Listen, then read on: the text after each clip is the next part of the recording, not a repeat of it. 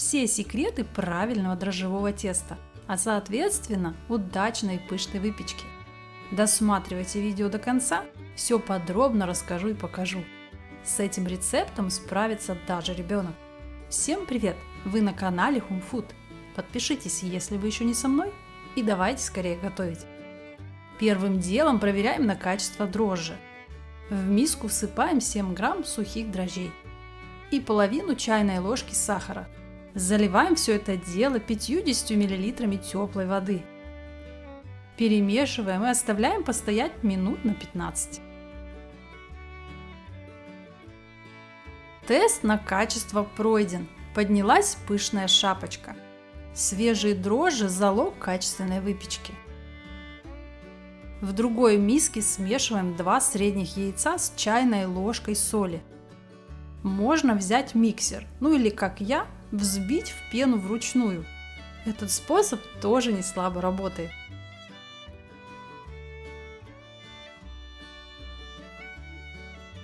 Берем еще одну чашу, в которой будем замешивать тесто.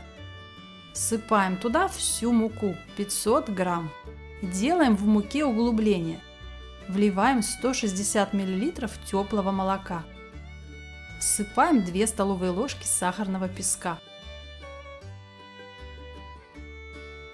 Туда же взбитые ранее яйца и также подготовленные дрожжи.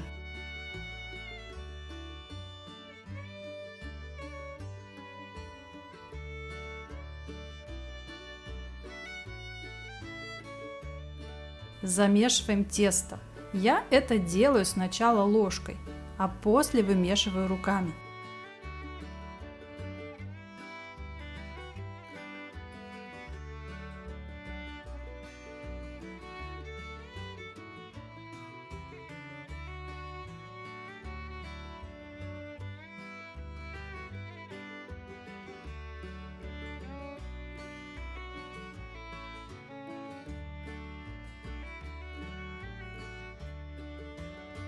И уже в самом конце добавляем и вмешиваем в тесто 80 грамм маргарина. Его необходимо немного нагреть в микроволновке. Либо вместо маргарина использовать растительное масло. Но лучше всего это дрожжевое тесто получается все-таки на маргарине. Вымешиваем около 5 минут. Оно не должно липнуть к рукам.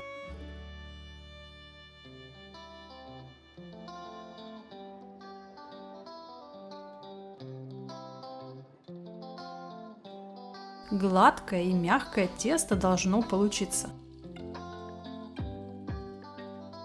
Кладем его обратно в миску. Немного смазываем растительным маслом. Накрываем пленкой и оставляем на 1,5 часа в теплом месте. Дрожжевое тесто должно увеличиться в 2,5-3 раза.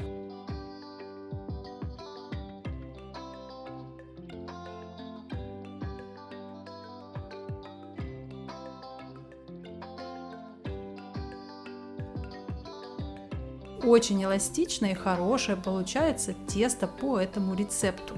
Лепить из него что-либо одно удовольствие. Для пиццы, например, одной расстойки вполне достаточно. Для пирогов, пирожков или куличей подмешиваем тесто еще раз и оставляем примерно на 50 минут для второй расстойки. А уже потом лепим пироги с любимой начинкой. Подходит абсолютно любой наполнитель. Сухофрукты, варенье, яблоки, творог, сыр, грибы и так далее. Также выходят отменные куличи и ватрушки на весенний праздник Пасхи. Сохраняйте рецепт, пеките с хорошим настроением. Радуйте себя и своих любимых вкусной домашней выпечкой. Приятного аппетита!